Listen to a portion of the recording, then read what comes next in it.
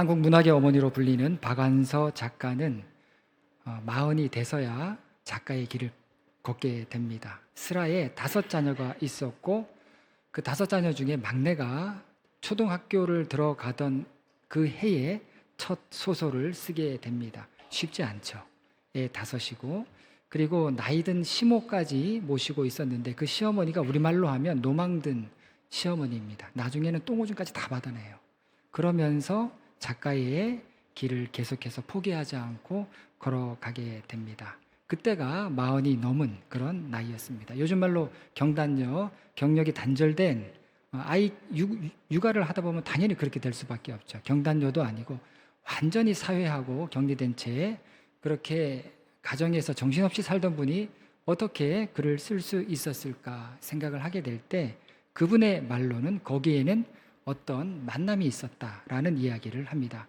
1950년 박완서 선생님은 서울대 국문학과에 입학하게 됩니다. 하지만 2주 뒤에 6.25 전쟁이 일어나게 되는데 이때 오빠가 돌아가십니다. 참전하신 건 아니고 인민군이 들어왔을 때 흉탄에 맞아요. 흉탄에 맞았는데 마땅히 치료할 방법이 없으니까 그렇게 해서 오빠가 먼저 죽게 됩니다. 그러다 보니까 졸지에 어머니 그리고 올케 그리고 어린 조카들, 아주 어린 조카들이 있었는데 그 조카들을 위해서 생업 전선에 뛰어들게 되는데 피난을 갔다 와서 미군 PX에서 나중에 일을 하게 됩니다. 그런데 그 미군 PX에는 한국 사람들이 더 있었는데 화가들이 있었습니다. 박수근 화백 같은 박수근 그런 화가들이 미군 초상화를 그려주면서 근근히 아주 어렵게 생활을 하고 있었던 것입니다. 그 박완서 선생은 미군 PX에서 일하면서도 나는 이런 데서 일할 사람이 원래 아니다. 세상이 이래서 그렇지 나는 이런 데서 먹고 살 사람이 아니다 라고 하는 그런 마음을 갖고 있었기 때문에 그곳에서 일하는 사람들하고도 말을 잘 안 했다는 거예요. 그리고 PX에서 일하는 한국 사람들을 좀 이렇게 얕잡아 보는 그런 마음, 서울대 국문학과를 입학했기 때문에 얕잡아 보는 그런 마음이 있었는데 그런 박완서 선생에게 박수근은 자기 그림을 다가와서 말없이 이렇게 보여주었다는 겁니다. 그리고 어떤 대회에 나가서 특선한 그림도 이렇게 보여주고 그런 모습들이 시간이 지나면서 인상 깊게 박완서 선생의 마음속에 자리 잡게 되었던 겁니다. 그런 관계가 계기가 되어서 먹고 사는 일에 귀천이 어디 있는가, 이렇게 나보다 나이도 많고 이런 분이 그렇게 젊은 미군들 그렇게 희죽희죽이는 그런 미군들 얼굴을 그려가면서 먹고 살아가는데 먹고 사는 일에 귀천이 어디 있는가 하는 것을 그제서야 깨닫게 되고 자기 태도를 바꾸었다는 겁니다. 두 분의 인연은 거기까지였습니다. 이제 결혼을 하고 애 낳고 정신없이 살다가 보니까 뭐 연락을 할 수도 없고 그랬는데 그러다가 우연히 박수근의 유작전을 한다는 소식을 듣게 됩니다. 유작전이 뭔지 아시죠? 돌아가신 거예요. 돌아가신 다음에 그 작품을 전시했던 겁니다. 그래서 과거 기억을 떠올리면서 그 유작전을 하는 전시장을 찾아가게 되는데 그 전시장에 가서 화가 엄청 났다는 거예요. 평생 가난하게 살다가 간 이 박수근의 그림이 돌아가신 다음에 엄청난 가격에 팔리는 것을 보면서 화가 많이 났다는 거예요. 번듯하게 열리는 전시회를 보면서 과거 혼란스럽고 가난했던 시절 외국인의 면상을 그리면서 근근히 먹고 살아갔을 박수근을 기억할 사람이 얼마나 될까, 그렇게 잊혀지는 과거에 너무 화가 나서 내가 꼭 박수근의 전기를 써야 되겠다, 내가 꼭 써야 되겠다 마음에 품고 살아갔던 것입니다. 이것이 40살에 평범하게 정신없이 살던 한 여자의 삶을 완전히 바꾸어 놓았던 만남의 이야기인 것입니다. 박수근의 전기를 쓰려고 했는데 전기를 쓰지를 못합니다. 대신에 소설을 쓰게 되죠. 첫 소설을 쓰게 되는데 거기에 미군 PX에 대한 이야기 그리고 거기에 나오는 화가들의 이야기들이 나옵니다.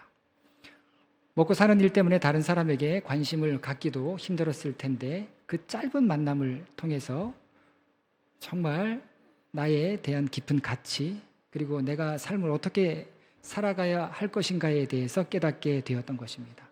여러분, 우리가 중요하지 않게 생각하고 그리고 자주 놓쳐서 그렇지 사실 만남이라고 하는 거 이것은 굉장히 중요한 의미를 담고 있는 것입니다. 마틴 부버라고 하는 유명한 신학자가 이런 이야기합니다. 우리 만남은 I and it과 I and thou의 만남이 있다. it은 물건이나 동물 지칭할 때 it이라고 하는 말을 쓰죠. I and thou는 you입니다. I and you, 나와 너와의 관계를 이야기합니다. I and it은 대상이에요. 피상적이고 어떤 기능적인 만남, 그냥 필요에 의한 만남.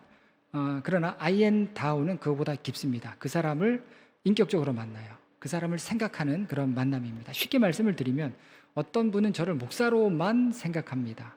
목사의 어떤 기능적인 부분들, 목사라고 하는 타이틀이 주는 어떤 그런 이미지들, 그런 것들을 바라고 그런 것들로만 저를 대하는데 어떤 분들은 인간적으로 대하세요. 그러면 저는 어떤 분이 좋겠습니까? 기능적으로 대하는 것보다 인간적으로. 목사님도 먹고 사셔야죠. 목사님도 참 어렵죠. 목사님도 애 키우느라고 힘들죠. 여러분이 다들 그렇게 느끼듯이 저도 그런 인간적인 삶에 어려움이 있는 겁니다. 인간적으로 대할 때 저는 너무나도 편한 것입니다. 무슨 일이 있을 때 우리는 카드 콜센터나 전화 콜센터에 전화를 하는데 요즘에는 전화 응대, 법에 대한 이야기도 하고 여러 가지 안내 멘트가 나오는데 그 중에서 어떤 멘트가 있습니까? 누군가의 가족이라는 거예요. 이 전화 받는 분도 누군가의 가족이다라고 하는 그런 멘트가 나옵니다. 가평에 수송학교가 있는데 그 수송학교 가면 갓 20살 된 이제 입대를 하게 된 훈련병들이 운전 교육을 받게 됩니다. 그러면 차가 20대 쫙 해서 깃발을 막 계속 이렇게 흔들면서 운전 연습을 하는데 맨 뒷차량에 뭐라고 되어 있습니까? 우리의 아들이 운전하고 있습니다. 군바리가 아니에요. 우리 아들이 운전하고 있다. I and it이 아니라 I and thou로 생각해 달라는 것입니다. 사람이 사람을 그렇게 여길 때 의미가 있게 되는 겁니다. 그리고 그런 관계 속에서만 하나님께서 우리를 지으신 목적대로 살아갈 수가 있다라는 겁니다. 룻이 나오미를 만났습니다. 그리고 룻은 보아스를 만났습니다. 사실 나오미는 룻 같은 여자를 며느리로 삼으면 안 되는 그런 사람이었습니다. 유대인과 이방인의 관계에서 보면 절대로 한 가족이 될 수 없습니다. 하지만 여기에는 가족의 비사가 있다라고 하는 거 우리가 여러 시간을 통해서 이미 확인을 했습니다. 또 룻은 보아스의 밭에서 이삭을 줍다가 보아스를 만나게 되는데 룻과 보아스도 대화할 수조차 없는 그런 관계예요. 신분의 격차가 너무 나는 겁니다. 말을 걸 필요도 없는 그런 차이가 또 그런 신분의 그런 차이가 있는 관계였던 것입니다. 그리고 유대인과 이방인의 관계가 또 있었던 것이죠. 하지만 룻이 보아스를 만날 수 있었던 것은 룻이 나오미를 따라서 모압에서 베들레헴으로 왔고 그리고 홀로 된 시어머니를 모시고자 하는 그의 태도 때문에 보아스가 룻에 대해서 관심을 갖기 시작했다라는 것을 우리가 말씀에서 확인하게 됩니다. 룻기서 2장 5절 6절을 보면 보아스가 베는 자들을 거느린 사환에게 이르되 이는 누구의 소녀냐 하니 베는 자를 거느린 사환이 대답하여 이르되 이는 나오미와 함께 모압 지방에서 돌아온 모압 소녀입니다 라는 그런 이야기를 합니다. 모압에서 왔다는 거예요. 그렇게 오는 사람이 드문데 거의 없는데 이때부터 보아스가 룻을 주목하기 시작합니다. 그리고 이 만남은 앞으로 장차 굉장히 성경에서 굉장히 중요한 예수 그리스도에게까지 연결되는 그런 성경의 역사로 발전되는 것을 보게 됩니다. 여러분 룻이 사실은 특별한 사람이에요. 그죠? 이런 사람 보기 드뭅니다. 그런데 보아스도 굉장히 특별한 사람입니다. 그의 어머니가 라합이에요. 라합은 여리고의 기생이었습니다. 이스라엘 백성들이 이제 광야 생활을 마치고 약속의 땅으로 들어올 때 제일 첫 번째 맞닥뜨렸던 성이 여리고성인데 이 성은 반드시 무너뜨려야 해요. 그 성에 있는 사람들 반드시 다 죽여야 했습니다. 라합이 바로 그 여리고성의 사람이었죠. 자, 그런데 라합은 여리고성을 정탐하러 온 이스라엘 정탐꾼들을 숨겨주고 그렇게 해서 여리고성이 함락될 때 구원받았던 인물이 바로 라합이었습니다. 라합은 사실 여리고 사람들과 함께 죽을 수밖에 없는 그런 운명을 갖고 있었는데 은혜를 입을 수 없는 사람인데 일찍이 하나님에 대한 소문을 들었고 이스라엘 사람들을 도와주기로 작정을 하게 된 것입니다. 그래서 라합은 여리고성이 멸망할 때 구원받는 그런 은혜를 얻을 수가 있었던 것입니다. 보아스가 생각할 때 자기 어머니를 가만히 생각해 보니까 룻과 겹쳐지는 그런 부분이 많이 있었던 것입니다. 보아스가 보기에 자기 어머니 라합처럼 나이 어린 룻의 태도도 쉽게 만날 수 있는, 쉽게 볼 수 있는 그런 태도, 그런 모습이 아니었던 것입니다. 그래서 이 본문을 보면 보아스가 굉장히 연민 어린 마음으로 룻에게 먼저 말을 겁니다. 8절 9절을 보면 보아스가 룻에게 이르되 내 딸아 들으라. 이삭을 주우러 다른 밭으로 가지 말며 여기서 떠나지 말고 나의 소년들과 함께 있으라. 그들이 베는 밭을 보고 그들을 따르라. 내가 그 소년들에게 명령하여 너를 건드리지 말라 하였느니라. 목이 마르거든 그릇에 가서 소년들이 기러운 것을 마실지니라 하는지라. 자, 여기서 보아스가 내 딸아 들으라 라고 이야기하는데 원어를 직역하면 내 딸아 듣지 못했느냐라고 하는 그런 의미입니다. 이건 뭐냐면 내 딸아 지금부터 내가 하는 얘기를 주의 깊게 들어야 된다. 내 말 꼭 들어야 된다. 그렇지 않으면 위험해질 수 있다라고 하는 그런 의미입니다. 그리고 내 딸이라고 하는 표현에서 나이 차이가 느껴지죠. 룻이 그만큼 어렸던 겁니다. 아마 10대 후반에서 많아야 20대 초반, 10대 후반일 가능성이 굉장히 높습니다. 자, 그리고 보아스가 내 딸아라고 이야기했을 때 이것은 보아스가 이미 룻에 대한 이야기를 듣고 어떤 책임감을 느끼고 있었다라고 우리는 가정할 수 있습니다. 네 가지를 이야기했죠. 첫째, 이야기했던 것은 다른 밭으로 가서 이삭을 줍지 마라. 내 밭이 충분하다는 거예요. 너가 먹고 살 수 있을 만큼 충분한 이삭이 이 밭에 있으니까 여기서 주워가라. 여기서 너의 필요를 다 채워라 라고 하는 그런 말인 것입니다. 둘째로 이야기했던 것은 보아스에게 속해 있던 소녀들과 함께 있으라. 그들이 이삭을 벨 때 그들을 따라서 이삭을 주우라 라고 이야기합니다. 그들을 따르라. 내 소녀들을 따르라 라고 했는데 여기서 그들을 따르라 라고 하는 이 말의 단어는요, 룻기 1장 14절에서 룻이 나오미를 붙쫓았더라 할 때 그 단어와 똑같습니다. 그러니까 절대로 다른 사람들 뒤를 따라가지 말고 내 밭에서 일하는 내게 속한 소녀들 뒤를 따라서만 이삭을 주어라. 여러분 어떤 위험이 좀 느껴지지 않습니까? 예.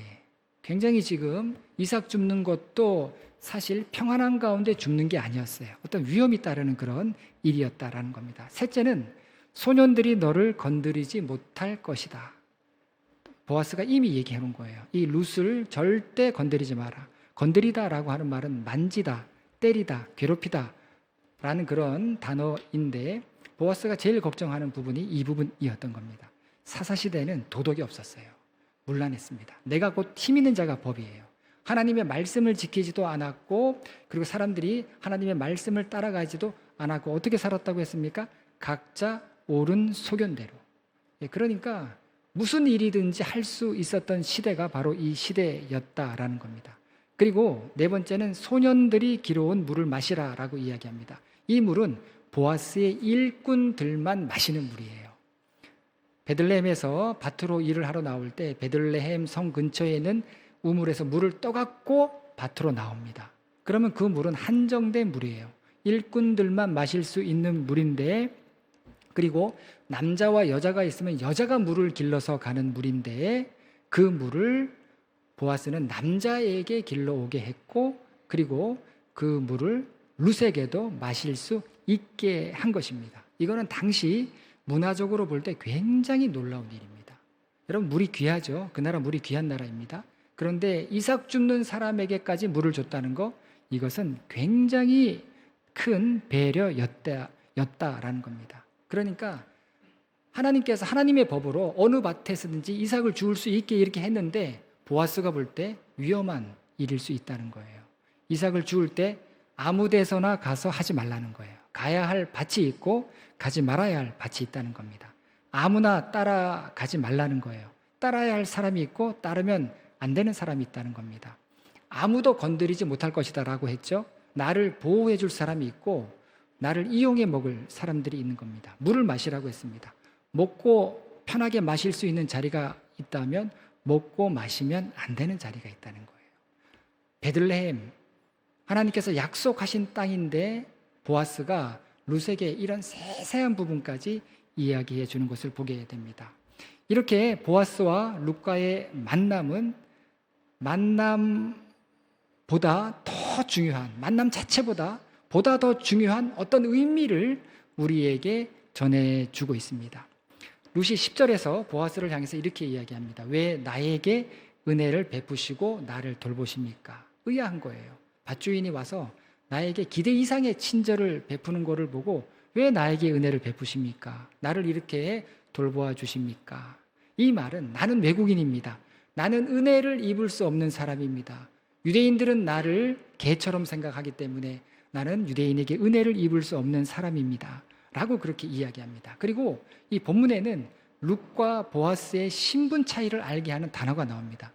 13절에서 룻이 자기 자신을 일컬어서 어떻게 표현하냐면 나는 당신의 하녀 중에 하나와도 같지 못합니다 라는 이런 표현을 쓰는데 룻기서에 여자, 여인, 소녀, 하녀라고 하는 말이 나오는데 이게 당시 여성의 계급을 의미하는 그런 말이었습니다.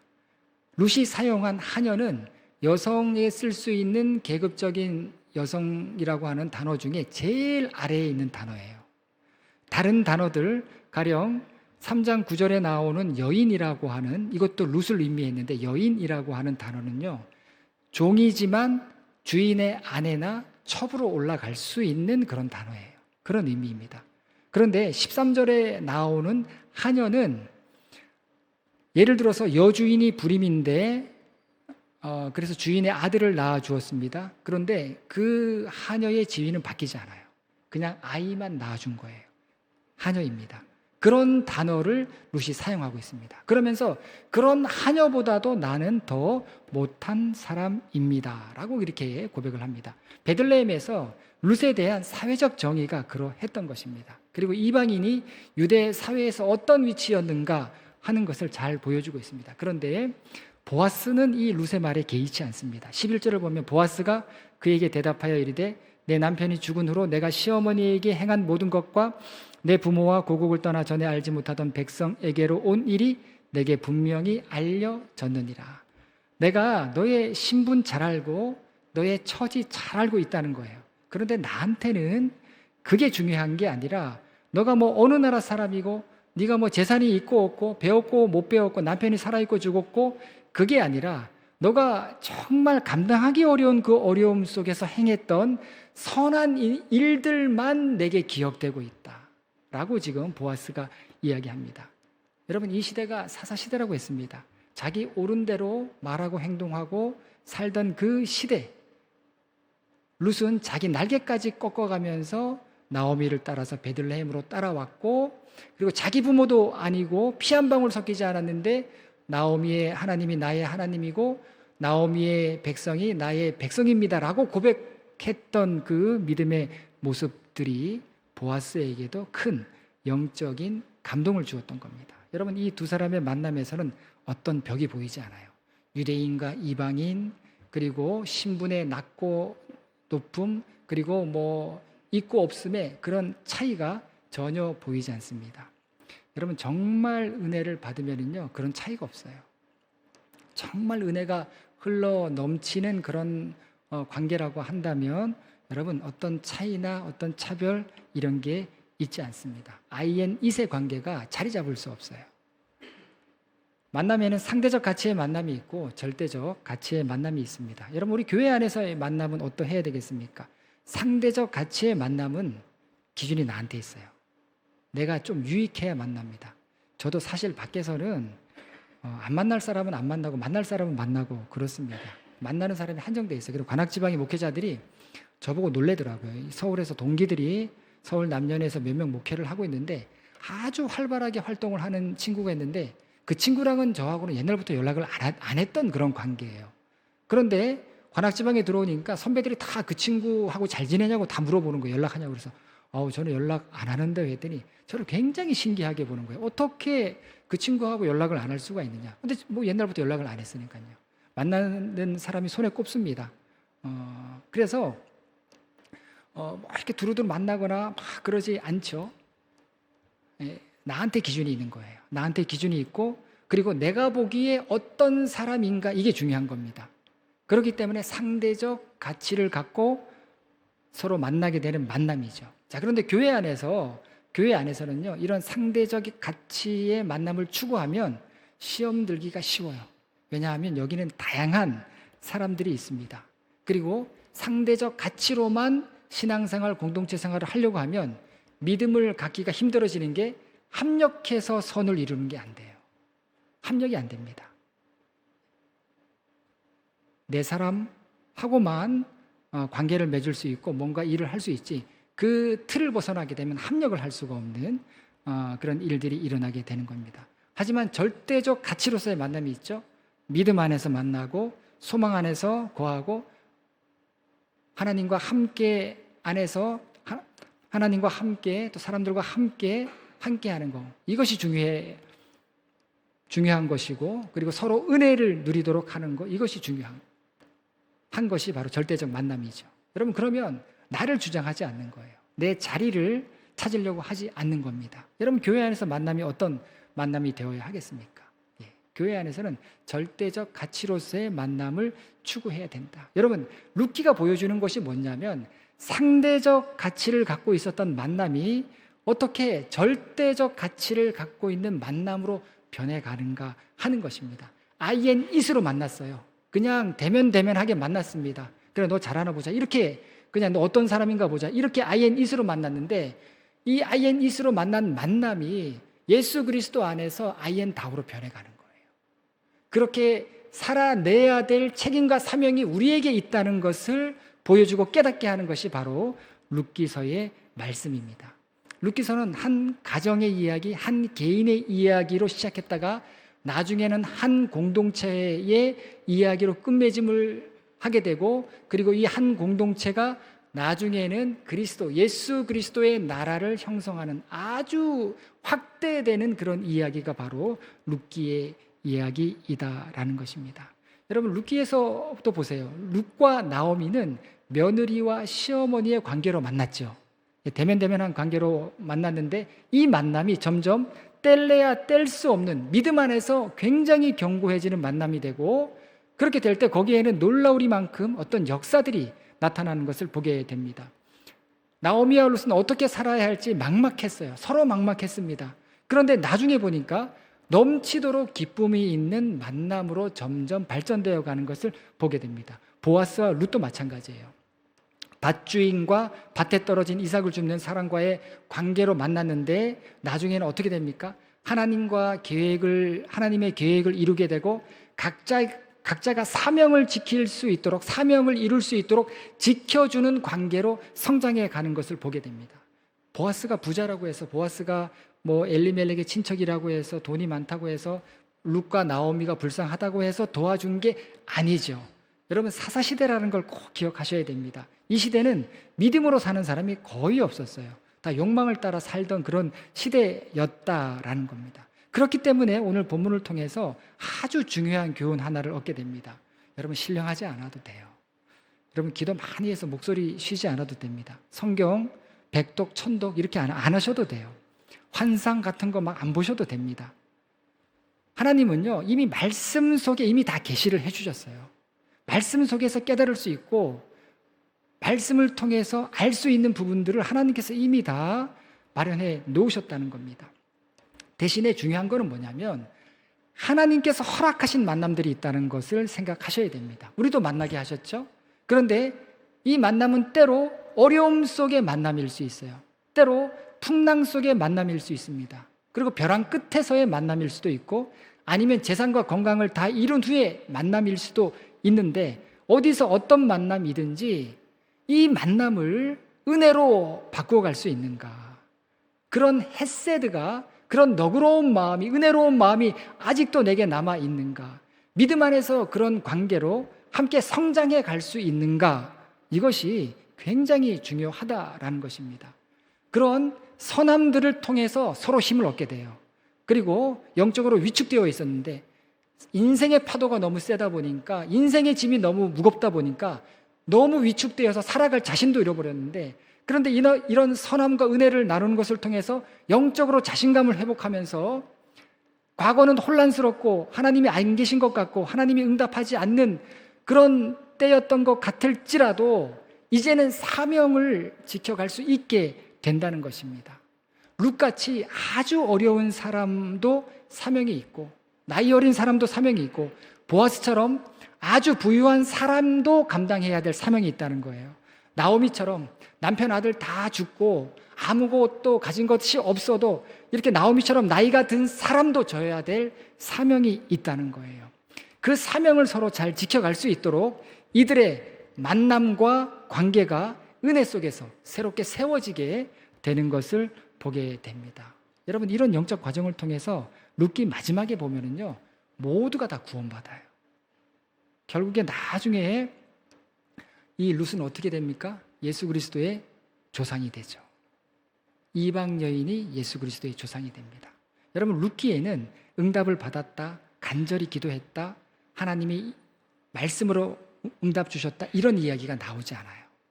사사시대에는 하나님께서 직접 말씀하시고 또 하나님과 대화할 수 있고 그런 시대였습니다. 여러분, 다윗 같은 사람도 하나님께 부르시셨다, 얼마나 이 시편을 통해서 볼 때 그런 이야기들이 나옵니까? 룻기에는 이상하게도 그런 게 나오지 않아요. 그리고 나오미와 룻을 가만히 봐도 하나님에 대해서 잘 모르는 것 같아요. 그러면 중요한 것이 무엇인가? 이들은 하나님에 대해서 잘 모르고 뭐 기도해서 응답받았다 이런 얘기 안 해도 그냥 너그럽고 은혜를 따라가는 마음, 헤세드를 따라가려고 했어요. 그랬을 때 이들은 기대치 못했던 하나님께서 열어가시는 길을 걷게 되었다는 겁니다. 여러분, 사도행전에 보면 기도에 힘썼다라고 하는 이야기가 나오는데 전제된 게 있어요. 기도만 한 게 아니에요. 전제된 게 있는데 그게 뭐냐면 내 것 다 내놓을 준비가 되어 있었던 사람들이에요. 목숨까지도 예수님처럼 내어놓을 준비가 되어 있었던 사람, 그리고 기쁨과 감사로 함께 신앙생활 할 수 있는 준비가 되어 있었던 사람들이에요. 거기에 기도가 뜨겁게 있으니까 불이 붙는 거예요. 여러분, 무엇이 중요한지 오늘 말씀을 통해서 다시 생각해 보셔야 됩니다. 각자 소견에 오른 대로 사는 삶이 전부인 것처럼 살았던 이 사사기 시대에 이방 여인이었고 자기 삶은 텅 비어버렸고 인생의 날개도 꺾인 룻을 통해서 하나님께서 들려주시는 것은 아무리 삶에서 가혹한 그런 일을 당해도, 그리고 답도 없고 너무 힘들고 괴롭고 이 삶이 언제, 이 시간이 언제 지나갈까 끝날지 모르는 그런 상황에 있다 할지라도 하나님의 선하심을 따라서 은혜의 선택을 하라는 겁니다. 이렇게 은혜의 선택을 했을 때 나오미는 하나님의 백성의 삶으로 하나님의 자녀가 있어야 될 자리로 다시 돌아올 수 있었고, 보아스도 고엘이라고 하는 사명을 감당하게 되었고, 보아스를 통해서 위험한 환경에 노출되어 있던 룻도 보호하심의 은혜를 입고 룻을 향한, 보아스를 향한, 나오미를 향한 하나님의 뜻을 모두가 이룰 수 있게 되었던 겁니다. 그래서 이 보아스는 상징적으로 예수 그리스도를 예표합니다. 왜 그런지 12절 말씀을 통해서 알게 되는데, 12절 말씀을 보면 여호와께서 내가 행한 일에 보답하시기를 원하며 이스라엘의 하나님 여호와께서 그의 날개 아래에 보호를 받으러 온 내게 온전한 상 주시기를 원하노라 하는지라. 여러분, 이거 예수님이 하셨던 말씀들이에요. 예수님께서 혈류병 걸렸던 여인에게, 그리고 우물가에 결혼 5번, 6번 한 여자인 우물가의 여인에게, 그리고 아들이 죽어서 서럽게 우는 그 여자에게 하셨던 그 말씀과 비슷한 말씀입니다. 내 믿음이 너를 구원했다. 내가 구원받았다. 그런 말씀이에요. 그런 말씀이 보아스의 입을 통해서 나오는 것을 보게 됩니다. 뭐라고 이야기합니까? 내가 행한 일에 하나님이 보답하시기를 원한다. 이게 내 믿음이 너를 구원했다라고 하는 그런 말씀인데, 이 말의 원뜻은 뭐냐면 하나님이 너에게 비쳤다는 거예요. 여러분, 이렇게 이야기할 수 있습니까? 하나님이 당신에게 비쳤습니다. 그렇게 얘기할 수 있어요? 얘기할 수 없죠. 그런데 보아스가 볼 때 룻이 선택한 삶은 하나님께서 빚을 갚아줘야 되는 그런 삶이었다라는 겁니다. 믿음의 선택을 하느라 잃어버린 게 너무 많았는데 룻이 하나님께서 갚아주신다라고 하는 거죠. 최고의 찬사입니다. 그리고 성경 전체에서 가장 아름다운 비유적인 표현이 본문에 또 12절에 나오는데 여호와의 날개 아래 너를 보호하실 것이다 라고 이야기합니다. 여러분 요즘처럼 집중호우가 막 내리는데 나뭇가지 위에 이렇게 새들이 있습니다. 새들을 가만히 보면은요, 그 비가 내리는데도 움직이지 않아요. 그 비를 가만히 맞고 있습니다. 그런데 그 어미 날개 아래 새끼가 있다면 비가 아무리 내려도 새끼는 안전한 거예요. 아무 걱정이 없는 것입니다. 은혜를 따라가려고 했어요. 그렇게 선택을 했습니다. 믿음대로 살려고 했습니다. 그런데 너무 막막한 거예요. 이거 어떻게 살아야지? 이제 뭐 먹고 살아야지? 그런 결정인 것처럼 보일지라도 보아스가 룻을 볼 때 그런 삶이었는데 그런 삶의 결정을 했을지라도 보아스가 볼 때는 그 삶은 하나님의 날개 아래에 보호받는 삶이라는 거예요. 여러분 룻은 자기 날개 꺾은 사람입니다. 남이 꺾은 게 아니라 자기가 자기 날개 꺾었어요. 모압이라고 하는 자기 나라의 날개, 그 다음에 모압에 두고 온 부모 형제에 대한 날개, 자기 인생에 대한 날개, 이 모든 자기 날개를 다 꺾었죠. 소망과 비전이 없어 보입니다. 그런데 하나님께서 자기 날개를 꺾은 룻에게 어떻게 하셨습니까? 마음속에서 은혜가 나오게 하신 거예요. 은혜가. 그래서 하나님께서 룻의 날개가 되어 주셨던 겁니다. 하나님께서 보아스의 입을 통해서 이런 축복의 말을 룻에게 했던 겁니다. 여러분 내 안에 은혜가 마르지 않게 하셔야 돼요. 제가 볼 때는 그래도 이 더운 교회, 이 언덕에 누가 이렇게 오겠습니까? 이 언덕에. 그래도 이렇게 오셔서 예배 드리러 오신 분들은 은혜가 있는 거예요. 은혜가 있고 그리고 감사함이 있고 여러분 내 안에 샘솟는 듯한 은혜, 이것이 중요합니다. 여러분 은혜가 마르면은요 사람은 다 똑같아요. 제 안에 은혜가 마르면 저 불평합니다. 한숨이 나오죠. 웃음 사라져요. 은혜가 마르면 기쁨이 없어집니다. 은혜가 마르면은요 원망해요. 막 원망합니다. 부모가 원망스럽고 자식이 원망스럽고 목사도 원망스럽고 성도도 원망스럽고. 그런데 여러분 은혜가 있고 은혜를 나누면 어떻습니까? 힘이 나요. 그리고 내가 어떻게 살아가야 될지 방향을 잡게 됩니다. 그래서 여러분 우리 마음에 은혜가 흐르는가? 여러분 교회가 가장 든든하게 서 있는 모습은 어떤 모습이겠습니까? 각자 옳은 소견대로 여러분 다 적어낸다고 교회가 바르게 쓴다면 그렇게 하시면 됩니다. 그런데 성경적으로는 그렇지 않습니다. 베드로전서 5장 12절에 보면 너희는 이 은혜에 굳게 서라. 우리 각자 모두가 다 은혜 위에 굳게 서야 된다. 여러분 우리가 은혜 위에 서게 될 때 거기에는 보다 중요한 하나님의 이끄심과 계획이 있다는 것을 보게 됩니다. 한 끼 먹을 이삭 줍는 거, 그 이삭을 주울 때도 은혜로 줍는 자를 하나님께서는 주목하시는 거예요. 그런 사람에게 일도 맡기시고 사명도 맡기시고 구원할 영혼도 맡기시는 것입니다. 오늘 말씀을 생각하면서 내 삶과 믿음을 새롭게 점검하는 우리 모두가 되기를 간절히 바라겠습니다. 기도하시겠습니다. 하나님, 날씨가 더워서 모든 것이 정말 타들어가는 것 같은 이때 우리 심령을 돌아보게 하여 주시옵소서. 내 마음이 메말라 있는 것은 아닌지, 내 마음에 은혜가 사라진 것은 아닌지 돌아보게 하시고 그 영적 원인을 찾게 하시고 다시 주 예수 그리스도의 은혜를 입어 내 심령 가운데 은혜가 흘러서 다른 사람에게도 은혜 나누어 주고 끼치는 귀하고 복된 삶이 될 수 있도록 인도하여 주시옵소서.